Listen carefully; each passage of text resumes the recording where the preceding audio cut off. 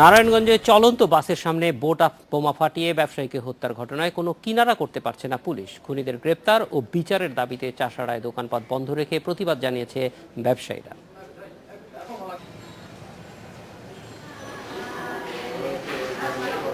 সোমবার বিকেল ৫টায় স্ত্রী সাবিনা ইয়াসমিনের সাথে টেলিফোনে শেষ কথা হয় নুরুল ইসলামের। খোঁজ খবর নেন ছেলেমেয়েরা খেয়েছে কিনা।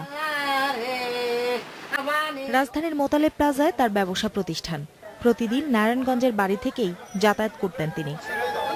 সোমবারও রাত 9:30টার দিকে ঢাকা থেকে উৎসব পরিবহনের বাসে করে যথারীতি বাড়ি ফিরছিলেন তিনি। পথে ঢাকা নারায়ণগঞ্জ লিংক রোডের মাহমুদপুর এলাকায় বাসটি এলে হঠাৎ ৪-৫ জনের একদল দুর্বৃত্ত বাসের সামনে বোমা ফাটিয়ে গতিরোধ করে।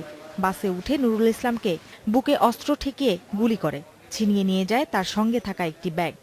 কারণ আমি তো এই বাসায় আর ছেলেরা করে শহরে ব্যবসা, মানে কার লোকের শত্রু কি লেনদেন কিন্তু আমার জানা মতে দেশ নাই। ঘটনার প্রতিবাদে চাষাঢ়া পানারোমা প্লাজার ব্যবসায়ীরা দোকানপাট বন্ধ রাখেন। যারা এই হত্যাযজ্ঞের সাথে জড়িত, সরকার যেন কঠোর পদক্ষেপ নিয়ে তাদেরকে গ্রেফতার করে এবং শাস্তি দান করেন। মৃত্যুদণ্ড এটা সুপরিকল্পিত এবং খুব আগে থেকে এটা নিয়ে তারা চিন্তা ভাবনা টার্গেট করা ছিল। এইটার উপর ভিত্তি করে তাকে খুন করা হয়েছে। পুলিশের সন্দেহ ছিনতাই নয়, হত্যার পেছনে কারণ আর্থিক লেনদেন। আমরা কিছু তথ্য পেয়েছি, আমাদের কাজ চলছে। আমরা আশা করতে পারি যে আমরা অচিরেই এই যে ঘটনা এর রহস্য উদ্ঘাটন করতে পারব। জিজ্ঞাসাবাদের জন্য 4 জনকে আটক করা হয়েছে এবং খুনিদের গ্রেপ্তারের চেষ্টা চলছে বলে জানিয়েছে পুলিশ। Sumana Simi, independent news. এ বিষয়ে কথা বলতে যোগ দিচ্ছেন সহকর্মী মাসুদ কার্জন।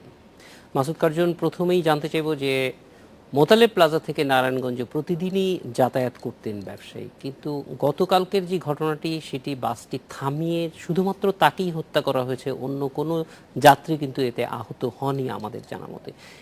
এই পুরো বিষয়টির মধ্যে একটা পরিকল্পনার ছাপ বোঝা যাচ্ছে। এই ব্যবসায়ী কি ধরনের ব্যবসা করত বা কাদের সঙ্গে লেনদেন ছিল, এই ব্যাপারে কোনো তথ্য আপনারা পেয়েছেন কিনা? জাহিদ, পরিকল্পনার ছাপ না, পুরো ঘটনাটি পরিকল্পনা মাফিক করা হয়েছে এরকমটি পুলিশ বলছে। ঘটনার পরপরই পুলিশ আসলে বেশ কিছু বিষয় সামনে রেখে তদন্ত করতে থাকে। এর মধ্যে হচ্ছে যে ছিনতাই কিনা, তো সেই বিষয়টি প্রথমে, বা ছিনতাই বা ডাকাতি কিনা, এই বিষয়টি তাদের প্রাথমিক তদন্তেই সেটি বাতিল হয়ে যায়, যেটি আসলে ছিনতাই বা ডাকাতির ঘটনা, এটি পূর্ব পরিকল্পিত একটি ঘটনা। তারপরে যে বিষয়টি যে সেটি আর্থিক লেনদেন না অন্য কোনো কারণ আছে, সেই বিষয়টিতেও তারা আর্থিক লেনদেন নয় এই বিষয়টিও নিশ্চিত হয়েছে। এটি বলা হচ্ছে যে পুলিশ প্রাথমিকভাবে যে তদন্তে যে তথ্যটি পেয়েছে যে ব্যবসায়ী আসলে ব্যবসার মধ্যে ঝামেলা আছে, তিনি হয়তো গোল্ড স্মাগলিং বা চোরাচালানের সঙ্গে এরকম একটা জড়িত থাকতেও তারা বেশ কিছু তথ্য কিন্তু পেয়েছে এবং এর জের ধরেই এই হত্যাকাণ্ড এরকমটি পুলিশের কাছে এখন পর্যন্ত প্রাপ্ত তথ্য মতে পুলিশ নিশ্চিত হয়েছে এবং এই সূত্র ধরেই তারা তদন্তের সামনে এগুচ্ছে। এবং কারা এই ঘটনায় জড়িত, এখন এই বিষয়গুলো আসলে ব্যবসায়িক লেনদেন বা যে স্মাগলিং বা সোনা চোরাচালানের কথা বলা হচ্ছে, যে কারা জড়িত থাকতে পারে, এবং পুলিশ বলছে যে তারা কিছু লিঙ্কও পেয়েছেন, খুব তাড়াতাড়ি এই ঘটনার একটা আপডেট তারা দিতে পারবেন এরকমটি বলছেন। এবং ঘটনাটি অনেকটাই পরিষ্কার যে পুলিশের ভাষ্য মতে, পুলিশের দেওয়া তথ্য মতে, যে সেটি স্মাগলিং বা চোরাচালানের কোনো বিরোধের জের ধরে এই ঘটনাটি ঘটেছে। এবং তারা 2-3 জনকে কিন্তু আটক করেছে। আটক করার পরে তারা যে প্রত্যক্ষদর্শী যারা ছিলেন, বাসের হেল্পার বা ড্রাইভার কিংবা যারা সিটে ছিলেন, এবং ধারণা করা হচ্ছে যে এই ব্যবসায়ীকে বাসের মধ্য থেকেই কেউ ইনফরমেশন দিচ্ছিলেন, যিনি তার সঙ্গে মোতালেব প্লাজা থেকে বাসে ওঠার সময় তার সঙ্গে ছিলেন, তাকে অনুসরণ করছিলেন।